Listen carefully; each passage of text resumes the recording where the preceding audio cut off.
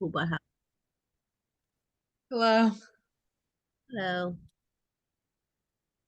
I think So, people are joining in, so let's just get to know each other a little better. But before that, Sandhya, uh, yeah, I would just like to, acknowledge you for being here.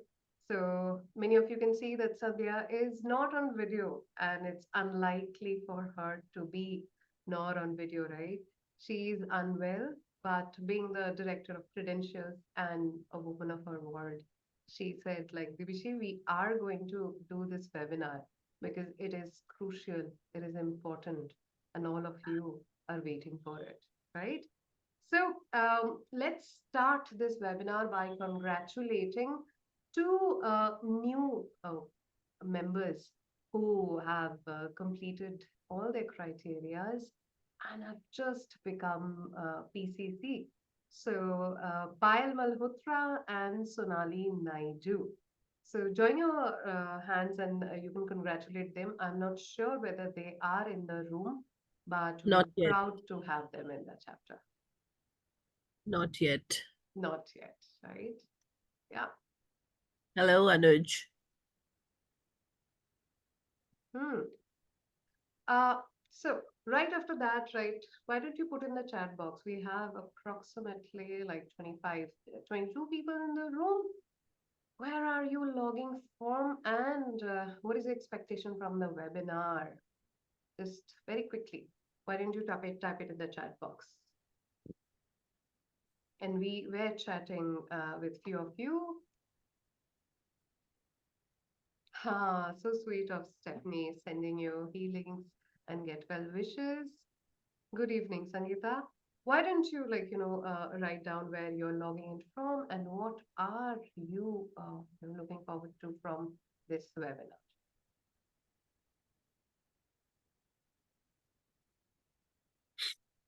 Hi, Helen from Angkor Wat, Cambodia. Beautiful place.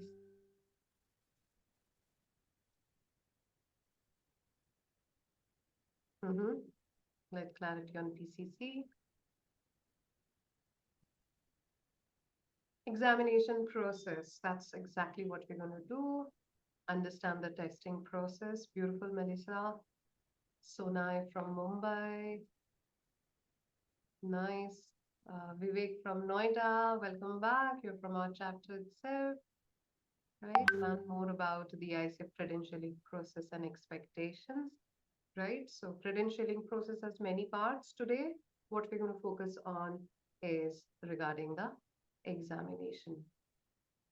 Okay. Hi, Johan and Marjan. Hello. Right. So now Hey, you want to Anuj. decide on online or in-person testing? Okay, we're going to talk about that. Understanding testing process. Need help with credentialing tips for picking best and worst options. Got it, Sandhya. Anuj from Bangalore looking for sample type of questions asked in the ICF examination. Mm-hmm. Okay, got it. So, a lot of questions out there, and we are going to cover most of it, what we could see. And we will be doing it in two parts. One, uh, okay, or maybe, let us move ahead and we will demystify how we are going to do this webinar for you. But have your questions ready because this webinar is exclusively for answering all of them, putting in the chat box. Sandhya, do you want to add anything before we move ahead? Not really. Thank you for taking over. Thanks so much. I'm quite a voiceless wonder, as you can see today. And No worries. We are yeah, going to, thanks. Thanks, Debeshi. make share all the information that you have asked for today, and we are smart enough to do. We will do it in our own way. Okay, so let's get started. So in the last webinar, this is what we kind of covered. We covered about your credentialing pathway, okay, and the different ways to do it. Your level 2, level 1 portfolio path and how to renew it, right? So before we get into the topic for today, is there any question? I can see one or two had some questions regarding credentialing. If you have any questions regarding that, this is the time to ask. Any questions so far? Sneha is brother of Vivek from Noida. Wish to learn more about the examination. Yes, we are going to cover. Sneha, anything that you would want to know from the past webinar? Very quickly, 30 seconds, and we can answer your questions, or we will move to the examination part. So I'm not seeing any questions, Sandhya, so all of them are geared up towards the webinar today. So I'm sorry, I thought of a question. yes, Is please. there a way to, sorry, this is Steph.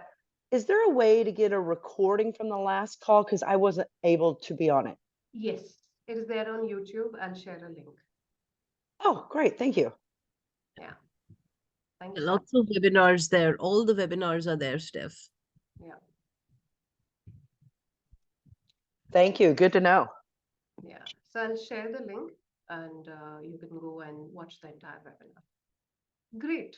So before we get into talking about the examinations, so I'll just share a little about my experience. So while working on this webinar series with Sandhya, I moved from ACC to PCC, which means in 2022 I have given the earlier version of the CK examination, and I have appeared and cleared the new version of it. While doing both, you know, been there's the process is obviously there, but something which is not talked about is what I'd like to share up front is this examination. When you're sitting for it, it requires you to actually sign a non-disclosure agreement. So this is to ensure that the standards of ICF remains that aligned with the standards of the National Commission for Credentialing Agencies, okay, and ISO. While doing so, we have, before we start the examination, we have to agree to this statement. And I'm reading it out for you. I agree that I will not at any time discuss the content of the exam with anyone, and I will not at any time record, copy, disclose any exam question or answer in whole or in part, in any form or by any means, orally, in writing, online, in an internet chat room, message board, forum, or otherwise. Why I'm sharing this is because today, what we're going to share, and we're going to talk about the exam, what we are going to share is going to be from ICF. So, many of you might not know that this entire webinar that we're talking about is being, kind of published by ICF online. And today, we are going to take you through learning this, about answering all these questions about the webinar from the ICF portal itself. If you are already a member of ICF, then you will be able to access it. You will be able to see it. I can share this link with you. And, today we're going to watch it together. But if you have an access, a full membership, you can go and complete. There's an evaluation at the end, and you can earn CUs, right? But those of you who haven't, completed the process, you can watch it with us. But before you take the examination, I'm sure you will be taking up the membership, and I would invite you that time to go ahead and collect your CUs. Okay, so that's what we're going to do in the next 1 hour. Learn it from the global director of credentialing about what this examination is. So ready, everyone? So I'll just, can you all see the screen? And can you all hear the sound? Just drop in the chat box a yes if you can. All right, welcome to today's webinar. I'm just going to Today- stop it. Okay. Got it. And after every part, I'm going to stop for questions because Sandhya is there. We'll be happy to take, the questions, but let's listen to what Carrie has to share. Today we are part 4 of our ICF Credentialing webinar series, and the topic is Demystifying the ICF Credentialing Exam. So we know this is a hot topic right now. We have 2 wonderful speakers with us that I'll be introducing in just a minute. And so this is part 4 of the series. Part 1 we held on February 21st. It was the value of ICF credentialing. Part 2, how ICF is advancing team coaching, was held on March 28th. Part 3, the nuts and bolts of credentialing, was held on May 16th. We have the recordings of all 3 of these. If you have not had a chance to view them, they can be found in the learning portal, the ICF learning portal. And you can also watch the recording and earn your CCEs, which will go into your transcript. Part 5 will be held on September 5th. It will be mentor coaching versus coaching supervision. And then on November 7th, we'll have giving back through the ICF Foundation and Ignite. So if you are an ICF credential holder, this is Ignite programs you are able to participate in for pro bono coaching efforts.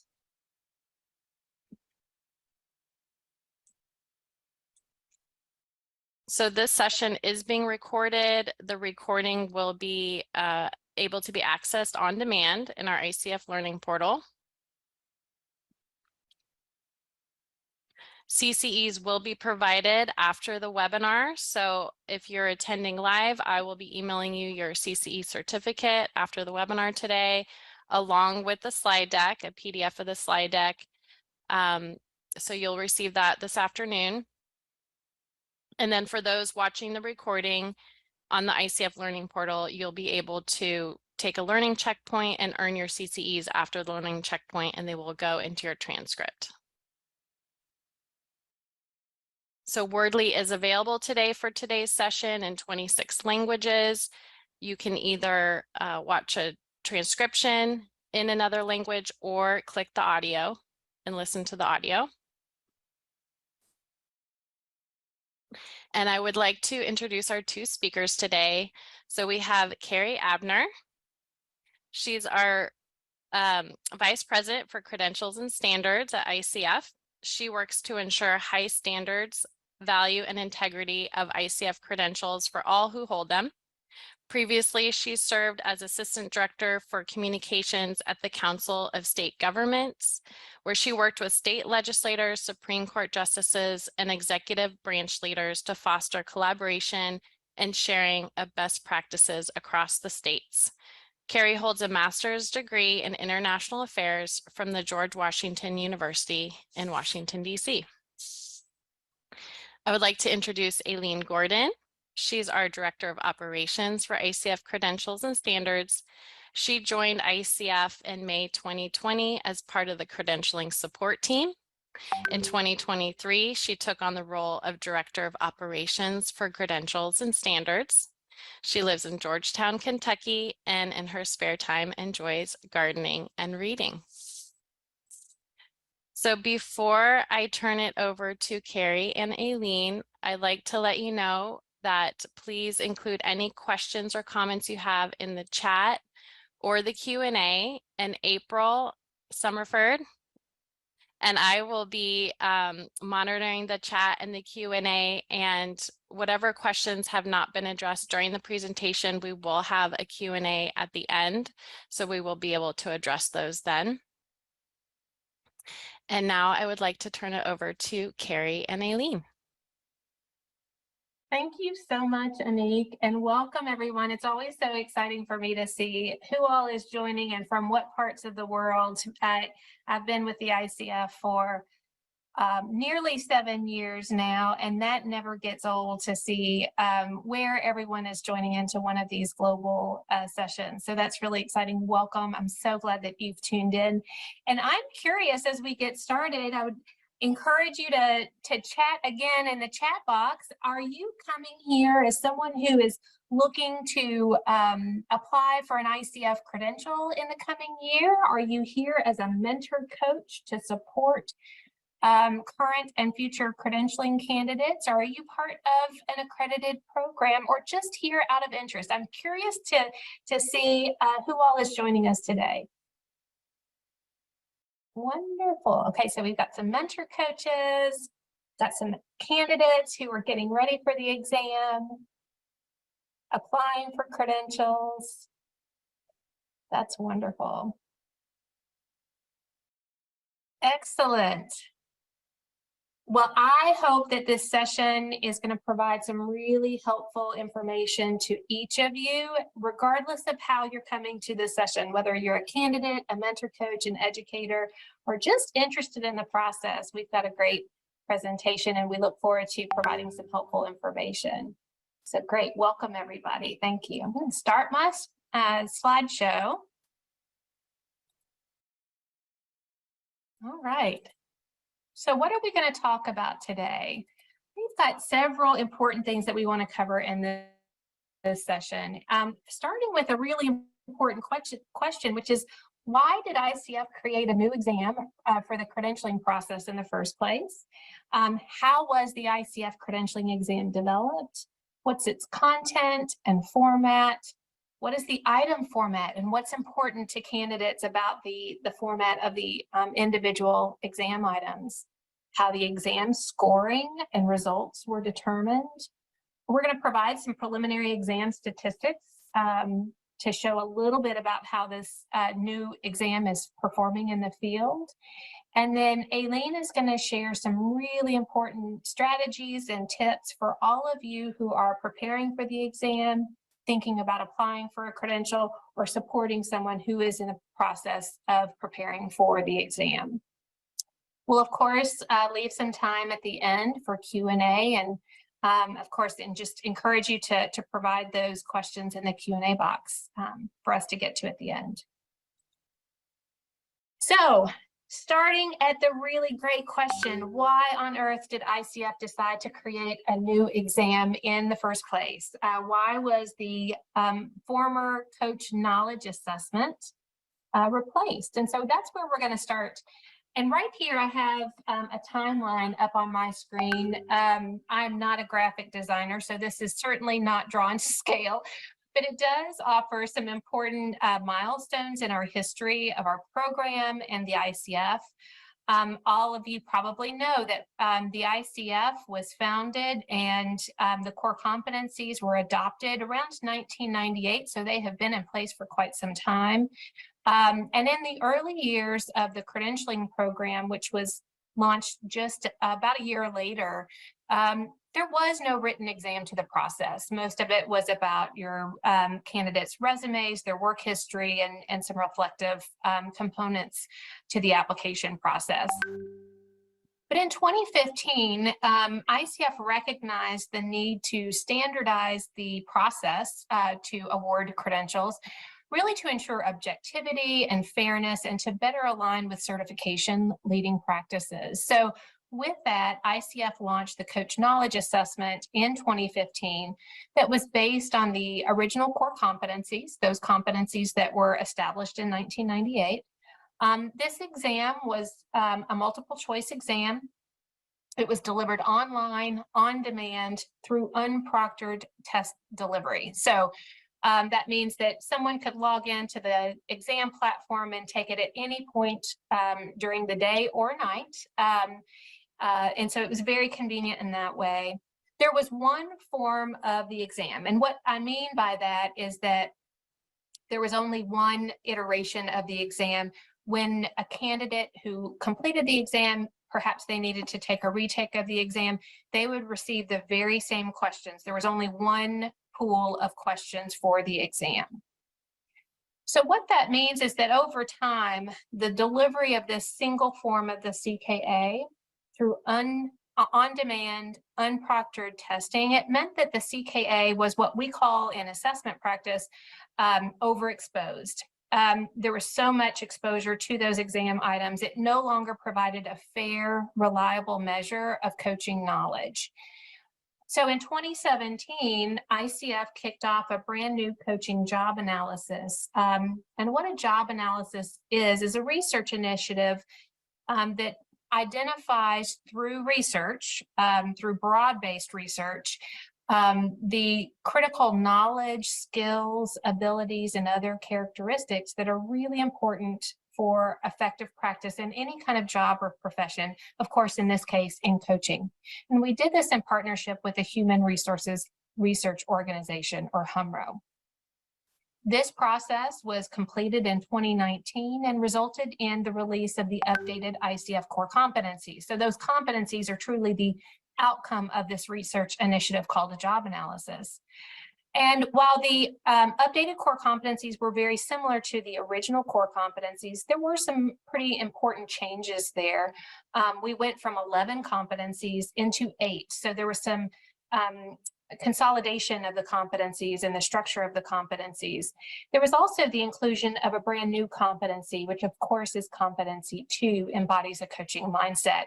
This was a brand new addition to the core competency framework.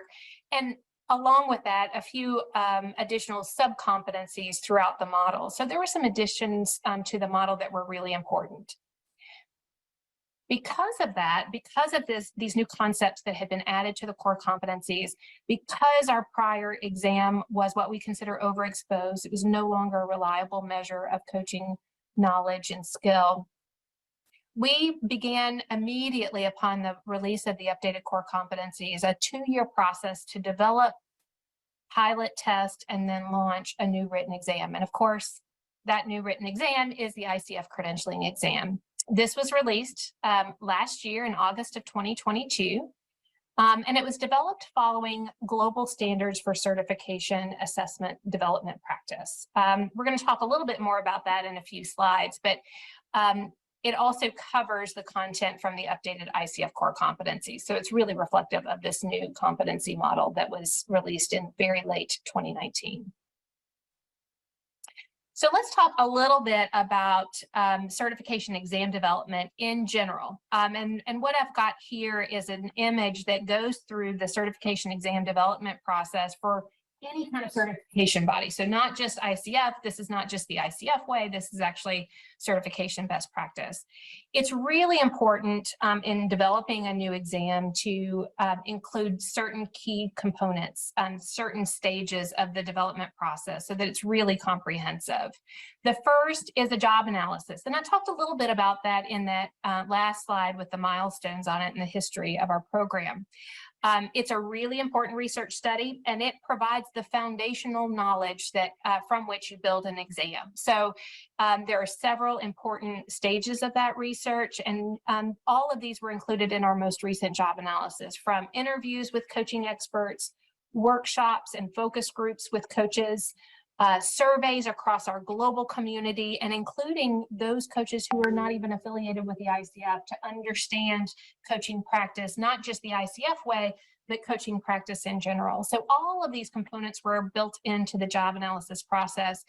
And that allowed us to have a really solid understanding of the specific tasks, knowledges, skills, abilities, and other characteristics that are really critical to coaching practice.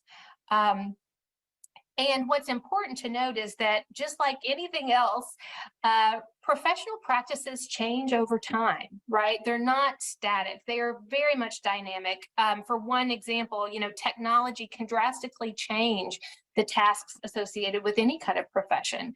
So with that, it's really important that a certification body and a professional association like the ICF conducts their job analyses on a regular basis to make sure that they are reflecting current knowledge and best practice in that professional discipline. So we do that every 5 to 7 years, which is global best practice for certification bodies like ours. The last job analysis that we conducted was completed in 2019, and we're actually getting ready to kick off a new job analysis in the next 12 to 18 months. So we will be going into this process again. Now, after a job analysis is conducted, you then pull together subject matter experts to identify what we call test specifications. I need another cup of coffee. Test specifications, or a blueprint. And that, what that does is show the critical content pieces of the exam. So what proportion of exam content should reflect the competencies that are outlined in that competency model. We'll talk a little bit more about that as it pertains to the ICF credentialing exam in just a moment. Following the development of test specifications, you then go into item writing. So assessment development experts or psychometricians, along with practitioners in that field, so in our case, coaches, will write new items for the exam. And then all of those items go through a multi-phase review process. So that can include technical reviews. It includes bias and cultural sensitivity reviews to make sure that the items don't have an unintended bias in them. Competency linkage to make sure that an item is actually assessing the knowledge or the competency that it's intended to assess. Response option ratings to make sure that the response options that are provided are accurate and appropriate. And then keying, so identifying the correct answer for each item. At the end of all of those review initiatives, then the entire exam form is reviewed to make sure that all of those items together are an accurate and effective exam. This is also conducted by subject matter experts, coaches themselves. And then finally, before the exam is launched, subject matter experts come back together again to determine the cut score or the passing score for the exam. And they provide input on what a just proficient or just qualified practitioner should know in order to pass the exam. So it's a very detailed and methodical process. At ICF, we use the modified Enghoff process, which is a particular technique, and it's aligned with certification exam development best practice. So we look at each item individually, and that in turn determines the cut score of the exam. So a couple of things about our process, and as it relates to certification exam development best practice, we are committed to certain key principles or guidelines in the development of our exams. We want to make sure that the new exam reflects the core competencies, the updated core competencies. And so, as I mentioned on the previous slide, we went through a very deliberate process to design the test specifications. So we asked coaches what should be on the exam and what proportion of questions should reflect each competency within the core competency framework. We're also committed to designing the new exam in alignment with best practices for assessment development, and that means including subject matter experts at each and every stage of the process. So it's important that coach practitioners themselves are involved in determining each element of the exam. So we talked a little bit about the test specifications or the blueprint of the exam. This is what subject matter experts helped us to create for the ICF credentialing exam. And what you'll see is essentially each competency in our framework has nearly equal proportional representation in the exam, meaning that each competency essentially has the same number of questions or items on the exam. There are a couple of small variations, but very, very minimal. It's pretty much equally spread across the competencies. Okay, so let's look at not just the overall exam development process, but let's look at specifically the process to maintain an exam once it's already operational. And that's what this chart shows. Several of the elements that are on this chart reflect some of the workshops and the key phases that I outlined previously, but we'll walk through each of these.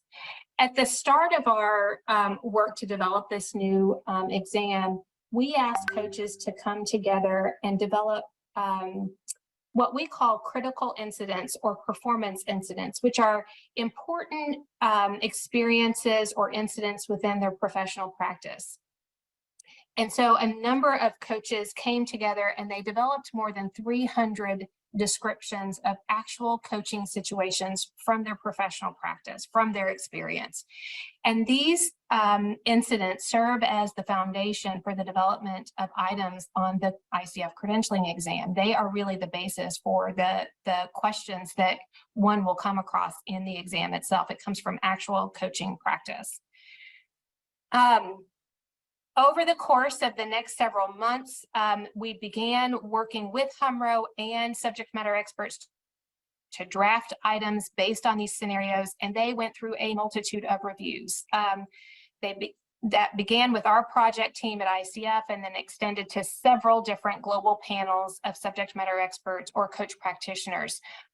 This includes just reviews for overall content, for accuracy and validity, technical reviews for grammar and word choice. We were very intentional about using an 8th grade level language for the exam item development. We then have a separate review for cultural bias, sensitivity, and cross-cultural meaning. Again, this is conducted by a global panel of subject matter experts to ensure that the items will have the same meaning and understanding and interpretation across coaches from around the world, that's not going to change the concept that's being assessed. Following all of these reviews, we also field test the exam. So we had about 300 coaches complete a pilot of this new exam in 2021 and 2022. And then we did a psychometric analysis of the field test data to identify items that should be included in the final exam. Some of the items didn't survive based on the statistics that we derived from that pilot assessment. We just want to make sure that those items that are on an operational exam that will be used to determine the award of a credential for a candidate are fair and valid and reliable measures of knowledge and skill. So over the course of all of these different efforts, more than 400 volunteers, coach practitioners like you have engaged in this work, have informed the development of the exam.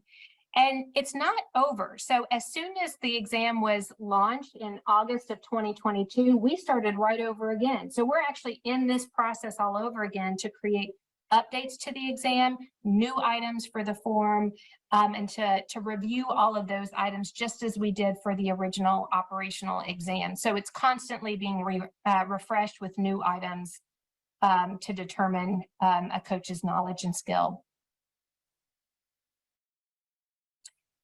So this next slide shows a little bit about the exam format. It is a computer administered exam. So candidates will take this exam on a computer, whether at their home or in a test center. We offer 2 different methodologies for the delivery of the exam, but it is computer-based either format.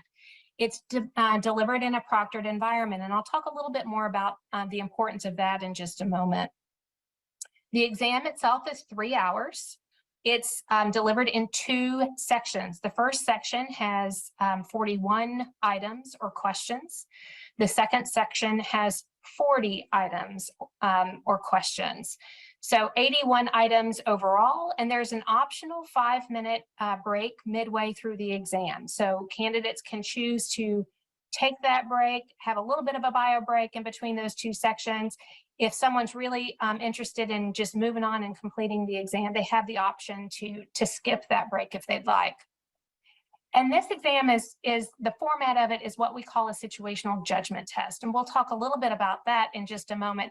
But first, I want to circle back to why it's so important to deliver this exam in a proctored environment. There are a couple of reasons for that. First of all, it's best practice for certification bodies. And in fact, global standards for certification practice require secure testing. And why is that?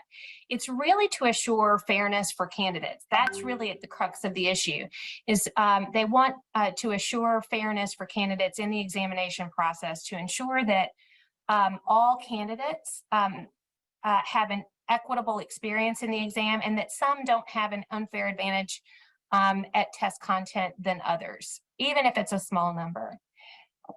ICF is committed to rigor in our standards. So for credential holders and also for us in the way that we deliver credentialing services. So to preserve the integrity of the exam and really to preserve the integrity of the credential and the value of that credential for everybody who works so hard to earn it, this is important to us.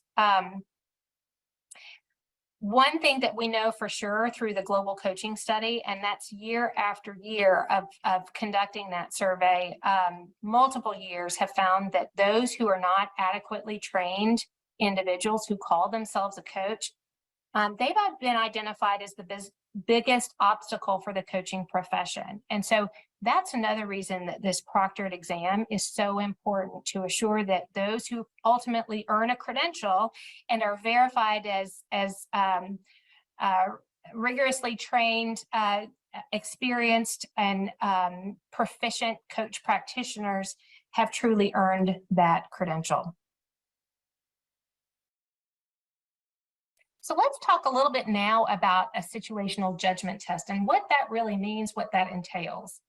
So a situational judgment test, the questions still have multiple choice responses. So candidates will see 4 different response options but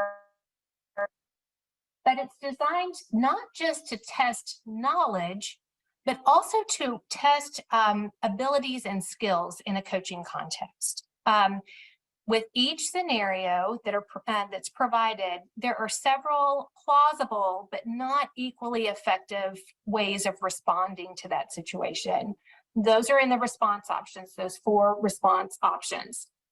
It's a little bit more nuanced than a simple knowledge exam, which has a very clear correct answer and 3 clearly incorrect answers. It's a little bit more nuanced than that.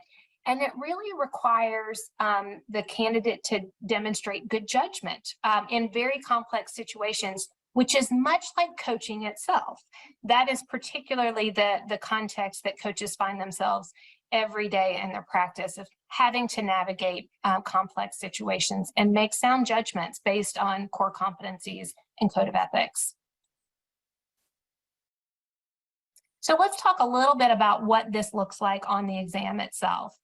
The item format, candidates are presented with a very realistic scenario describing a real coaching situation. These are all based on all of those performance incidents that coaches provided to us several years ago at the very beginning of this process. Each scenario is followed by 4 response options, and the candidate is asked to identify the best action of the 4 presented and the worst action of the 4 presented. Those 4 presented response options, there may not be a perfect response, and there may not be a response that is absolutely horrible either. So it's important that candidates really review those response options and distinguish of those 4 that are presented, which one is the best and which one is the worst. We're going to take a look at one of the sample items. This is not an item from the actual exam, but it is a sample item that we offer on our website, just to give you a sense of the format and how it's presented during the exam itself. So here you have a scenario.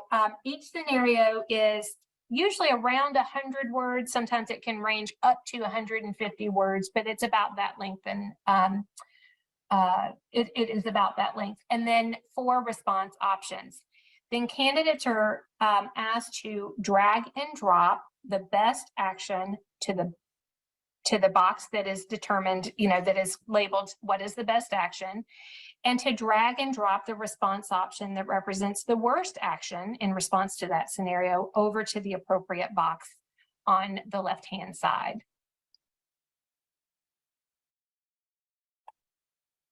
So what are these exam questions designed to do? The scenario sets the stage for the question itself and provides some really important information to the candidate to discern.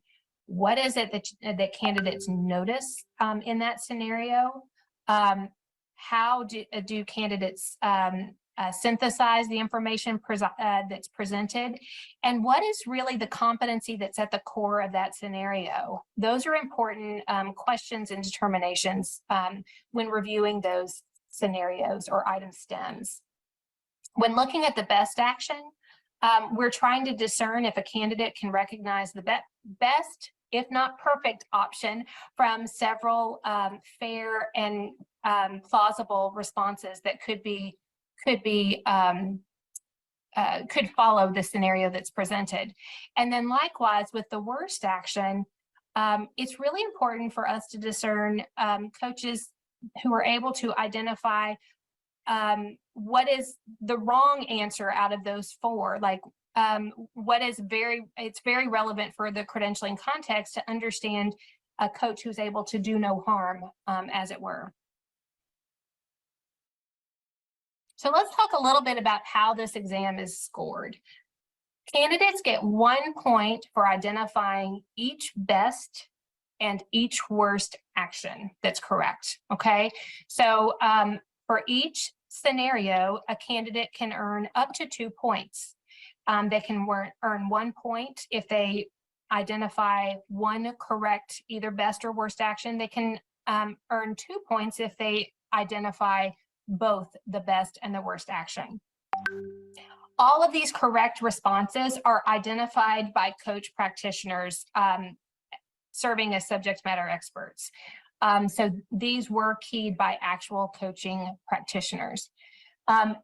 In taking the exam, candidates can flag and review items at the end of each section. So if someone is going through the exam and they are stuck on a particular question, they can flag that question and come back to it at the end of the section.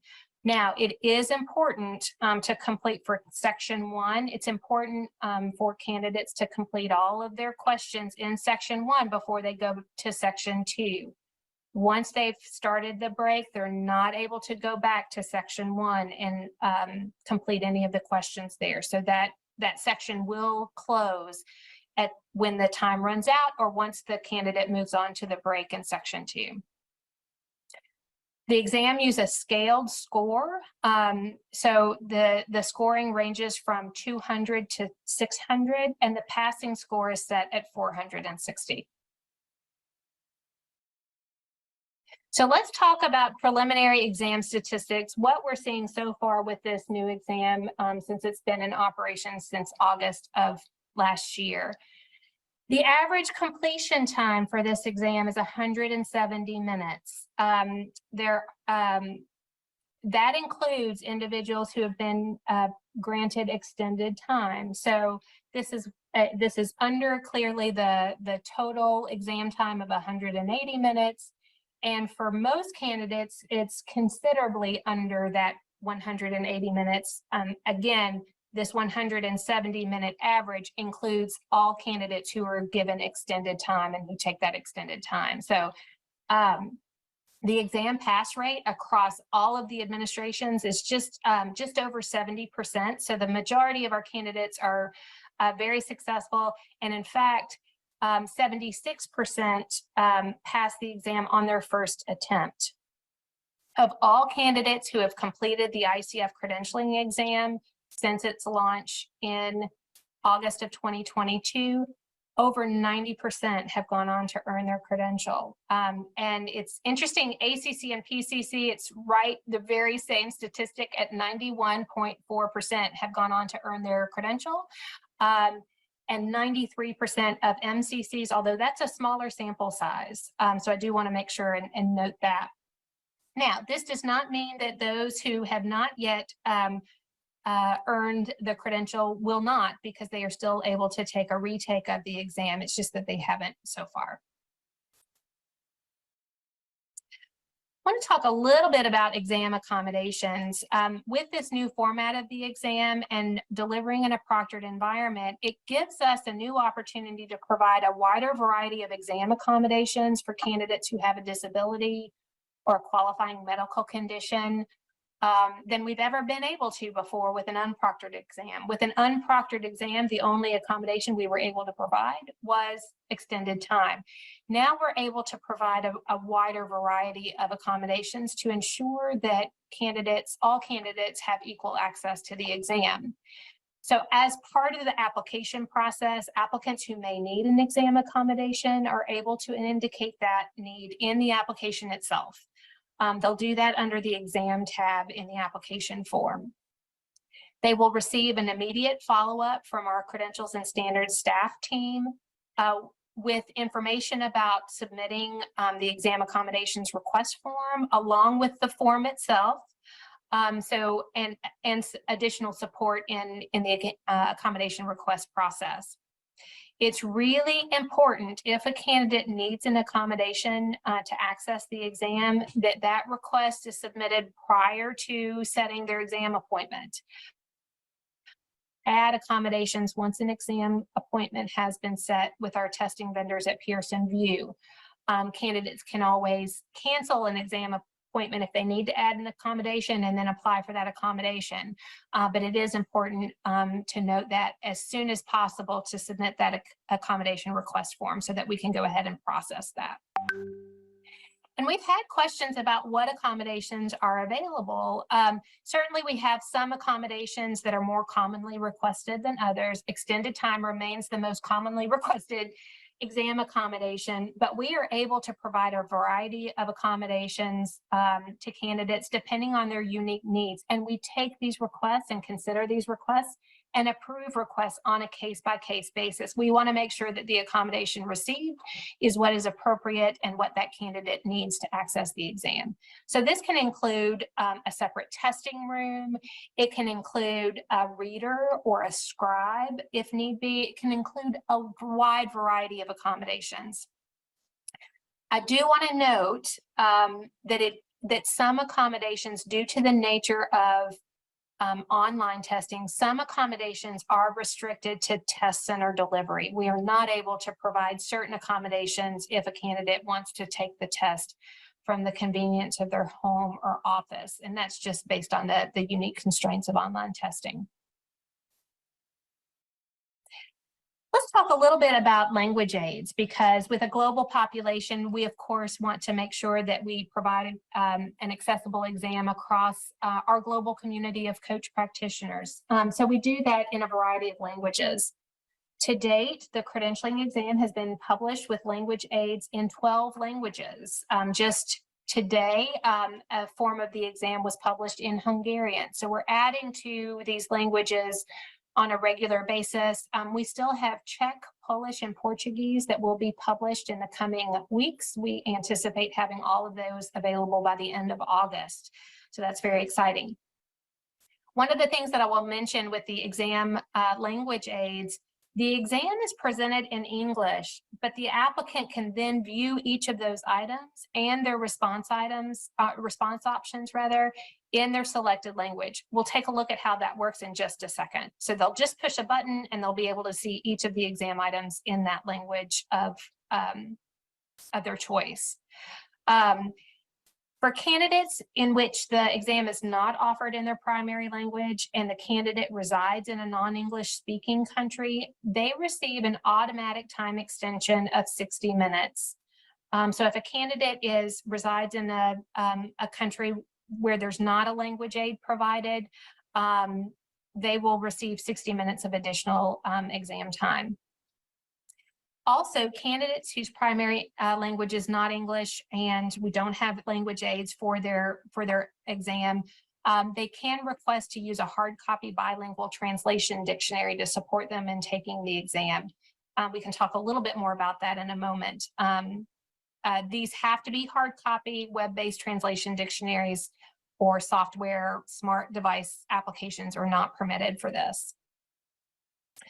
Additionally, candidates can submit a request for translation support to complete the credentialing exam. This is an optional fee-based service provided by Pearson VUE, and it allows a candidate to complete the exam with the translation assistance from a Pearson VUE approved translator. So again, this does have a fee that the candidate will have to pay, but it is available with request through Pearson VUE. So let's talk a little bit about how the language aids operate. Here you see the same screen we saw earlier, the same sample exam item that appeared earlier. And you see the only difference is that you have a translation button up in the top left-hand corner of the screen. If a candidate clicked that translation button, a new window would appear with a translated item and the response options. I've used Latin just here as an example, and it's certainly not translated accurately, but it just gives you a sense of how that translation language aid works. The candidate will then close that window and answer the question in the original kind of window on the original screen.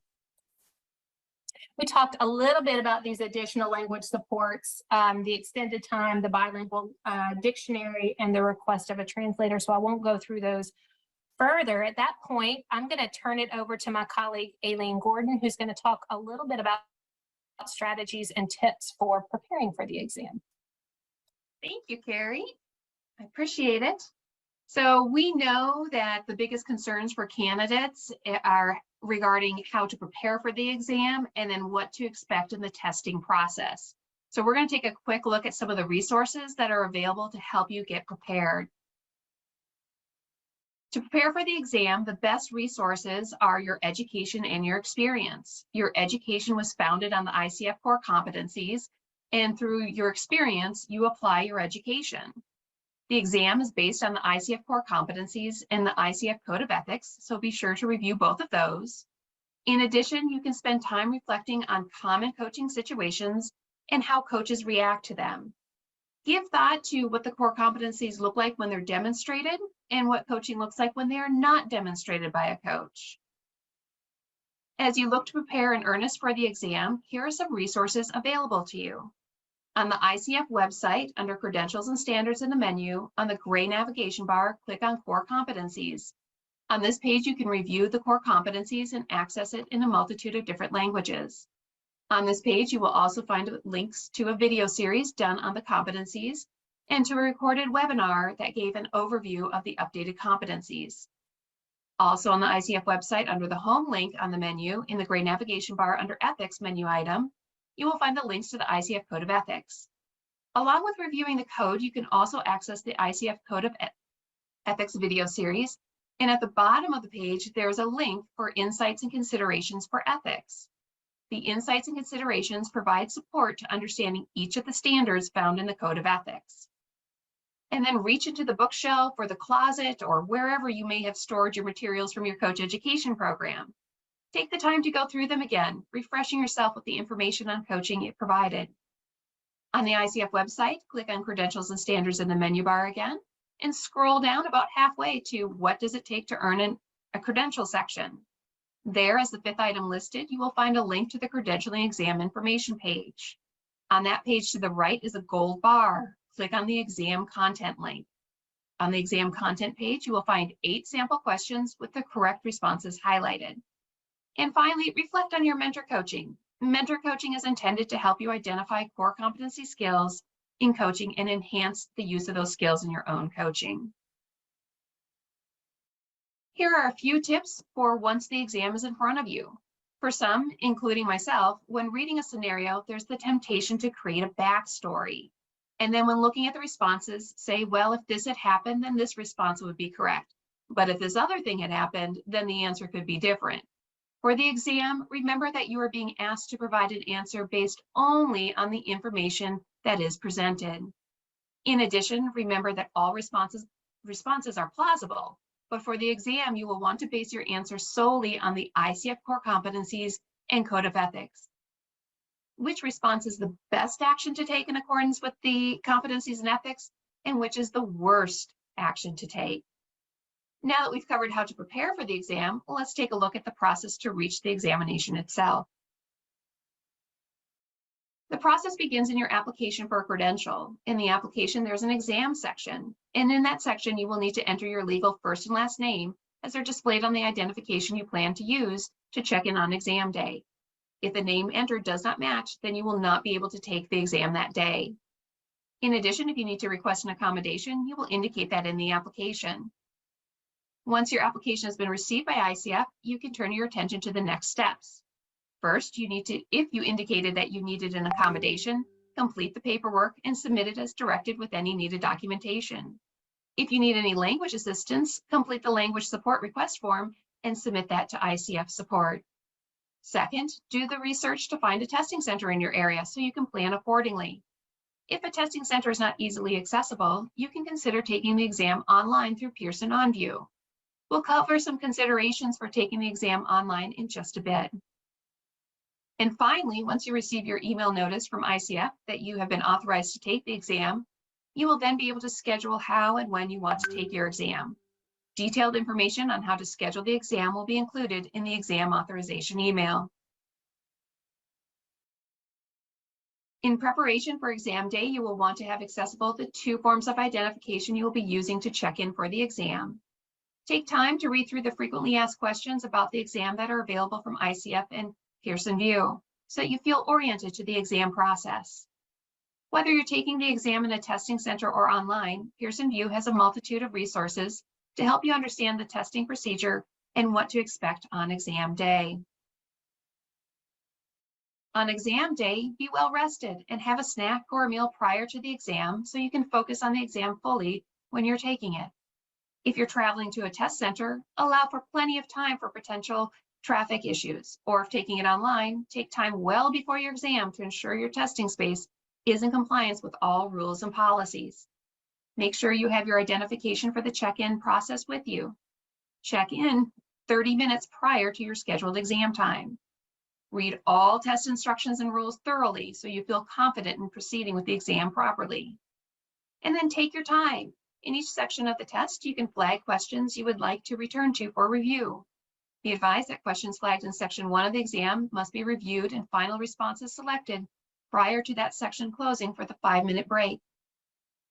Section 1 consists of 41 scenarios and you have 87 minutes to complete it. And note, if you do not want to take a break, once you finish section 1 or the 87 minutes for section 1 is passed, you may proceed directly to section 2. Section 2 has 40 scenarios with 85 minutes to select your responses.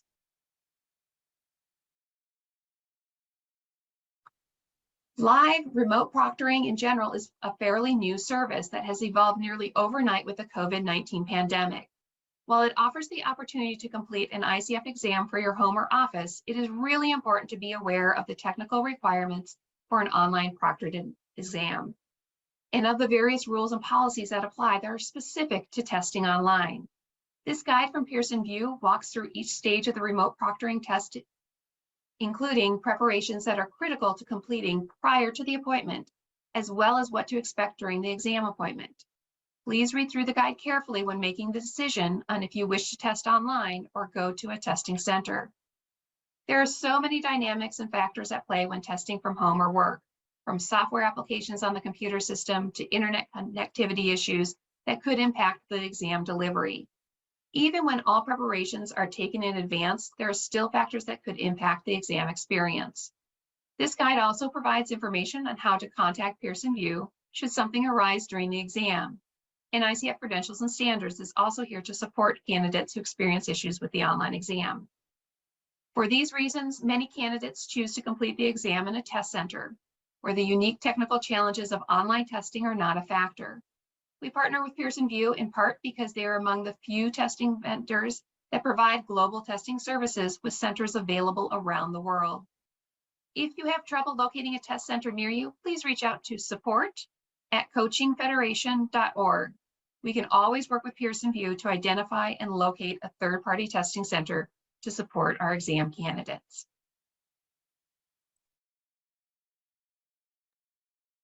So I'm going to stop here and check if there's any question in the room. Right, we are almost done with the entire video. Most of the important aspect, the question that you were asking before we started, I believe is being touched upon. So any questions, if you have at this point, feel free to put in the chat box, and Sandhya will, in our capacity, I'm going to share. Thank you so much, Gitanjali. Okay. Do we have to complete the recorded session? Sorry, just a sec. Prior to taking the written exam? If you mean, do you have to watch this entire recorded session before the exam? No, that's not mandatory. This is to inform the candidates. This is the most authentic source from which you get to hear the director, global director of credentialing, sharing about the exam. Mind it, what you're watching is a recorded session. This was recorded live in 2023. On June 11th, there's going to be another one which will come. And every year, there is some variation, some changes which is coming in the examination. And the best place to know about it, if you're planning to give after June 11th, then I'm sure you should not miss that webinar.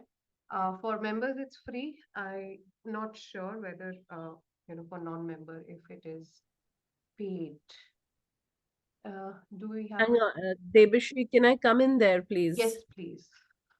So I noticed one question about submitting a recording. Yeah. So the recording, Delisa, I think, and Gitanjali also asked that question, right? It is, do we have to submit our recorded coaching conversation to ICF prior to taking the written exam?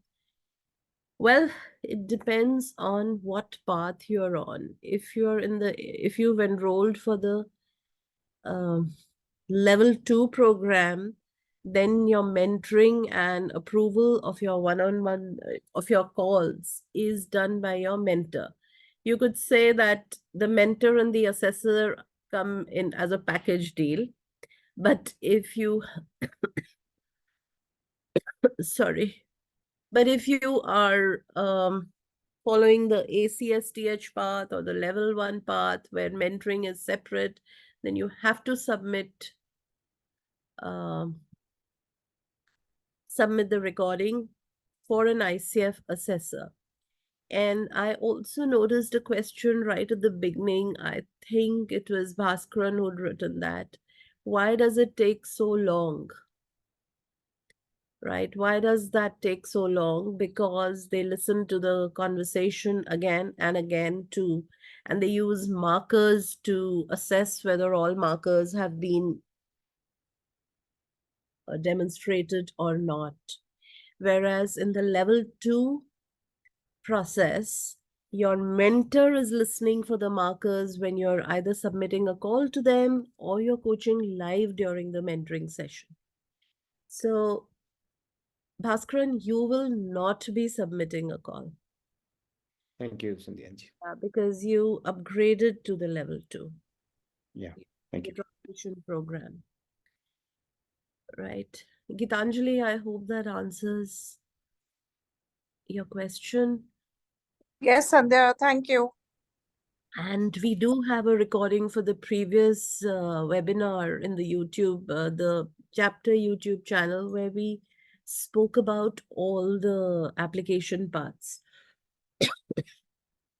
Right. So I'll, Debeshi, do we have a link to that channel right Let now? me pull it up. I can share it with. But meanwhile, I would ask everybody to follow our chapter page, because Yeah. everything which happens, that's the place to On LinkedIn. look for the latest and most authentic resources, because not everything will be a video, right? So if you Right. follow our chapter LinkedIn page, you will be automatically directed to all the different resources that we have, video, text, anything. So that is it. Some of you were asking for the resources, the PDF. So Bhaskaran, I have shared. So if you can acknowledge, yes, got it. Yeah, thank you. Yes, Hmm. I got it. Somebody also asked for ACC, candidate path, and I've shared the same. anything else? And I think I've shared all. Yes, the 60 minutes extra only for when you're, I think that's coming up again a couple of times, Debeshi. It is, if you mention that English is not your first language, then you get some extra time. But at the same time, Sandhya, I would not, yeah, I would not, it is very important to go and check what is the current, policy. yes, Okay, so correct, yeah, correct. because Don't things go are in, changing very fast, and we cannot. This yeah, we webinar is cannot say it 2020. with guarantee, So what's absolutely. happening right now is to be checked in real time. Okay, having said that, Hindi as a first language, Bengali as a first language, Tamil, Malala as a first language, all these are not enlisted. You can see there were 12 foreign languages, it's not there. So Yeah.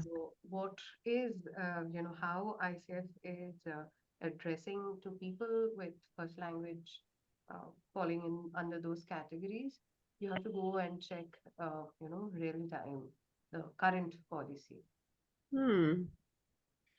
Just go in prepared with 3 hours, that you're going to be getting 3 hours. And whether it's the old exam or the new exam, I've seen years of, prep by the coaches that I've mentored for the older exam, the CKA, and now the credentialing exam. One thing remains constant. You have to get back to your books. You really need to know the code of ethics and standards like the back of your hand, and you need to really absorb and implement every nuance skill for each competency, so that when you read the scenario there, you know exactly what they are asking. It's like, when in coaching we say, what are you listening for? So even for that scenario, those 81 scenarios that you have there, what are you listening for? Are you able to identify what they are asking right there? That is the, if you know your competencies, you know all the 37, 38 skills, you know your code of ethics and standards, you cannot make a mistake. And that was true for the older exam, and it is for the, which is true for the new one as well. So there is really nothing to be scared of. It's just the difference is that we have the worst option as well. One way I would say to look at it is the best option is usually client centric. Listen for the competencies, look at what has been written there. And the worst option actually is the easiest. So the basic thing is know your competencies. There's no escaping that. Go back to your coach training material, whichever coach training school you're from. And Right? something, if I may add from my experience of giving both the examination, the earlier one uh, really did not test my. I had limited experience during that time in coaching in organizations or with in the corporates. But in the second examination, I really that made a lot of difference because the scenarios, whatever that comes again, I can't say much, but I felt that when you're practicing as a coach Correct. and you are following the competencies, your competencies are alive in your practice, which doesn't come in just doing peer-to-peer coaching.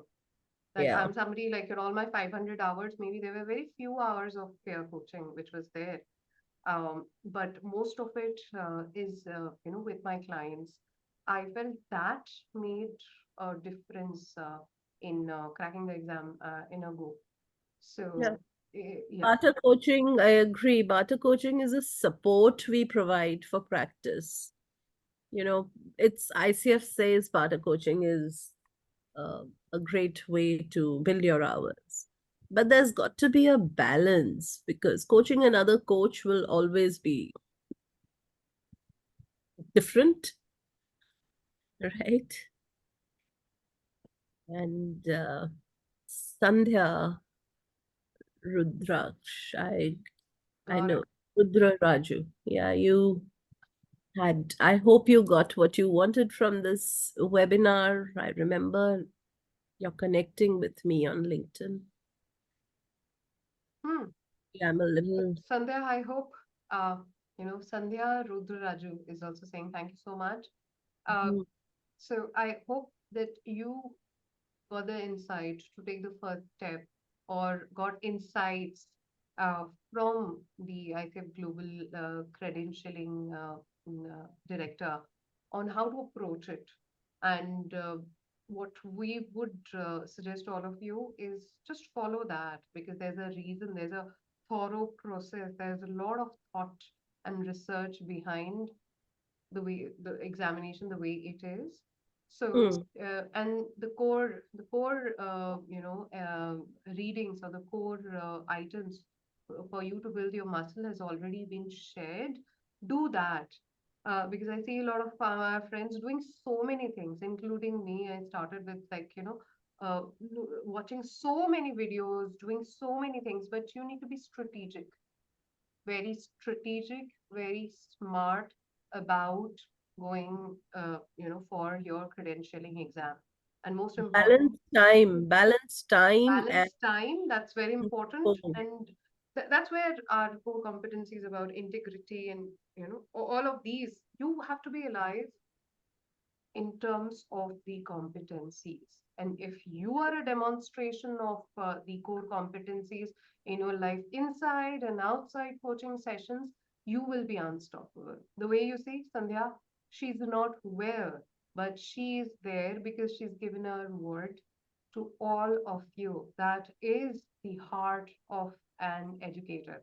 I would say, like, everybody come on, online and give a big round of applause to her, because she's really, really unwell. And it's a love for, being there for people who really want to, are struggling, who really across the globe. And just for that, she's there. And that is what I would say a gold standard, an embodiment of what an ICF coach should be. Thanks, So, Debeshi, for your kind words. Thank you. show her some love. I want to see some hearts on screen. Thank you all. Thank you. Thank you. Thank you so much. Debeshi, do we have a few moments if there is anyone who's just taken? Thanks, Helen. Thank you. Thank you all. So if there's anyone who's just taken the exam lately, this month, last month, would they like to share their experience? Do we have time for that, Debeshi? We have, but do we have anybody in the room who would like to share? And keeping your NDA in mind, what we shared, right? We When will we not talk about the questions, Hmm. but we talk about how the process was. Any And other in the room? I did see Sonal. And where are you? Maybe she's just signed out. Maybe she is. Yeah. Yeah. All right.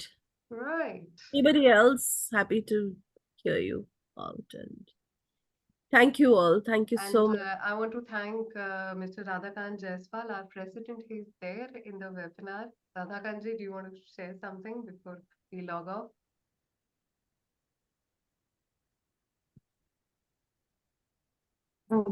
Sorry, I have a question. No worries. Do we have to finish our 500 hours before taking the exam, right? Yeah. Yeah. And will you give us a template of how to present these like 500 hours?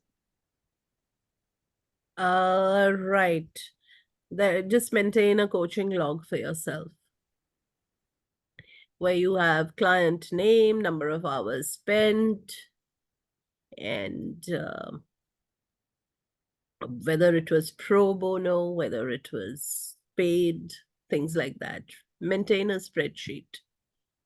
Okay, so no formal template, right? There is no formal template, but yes. Okay. I think you've just started mentoring, right? You've just started with mentoring, Helen. No, I started last year, actually, beginning last year. I had a CODC as well with No, CBC. mentoring for PCC or ACC. That has just started. Mentoring, I just started, yes. So let the journey unfold. Okay. On that note, let the Yeah. journey unfold with bold moves, right? Thank you so much. It was pleasure having all of you this evening. Stay bright. Thanks, John. Thank you. you.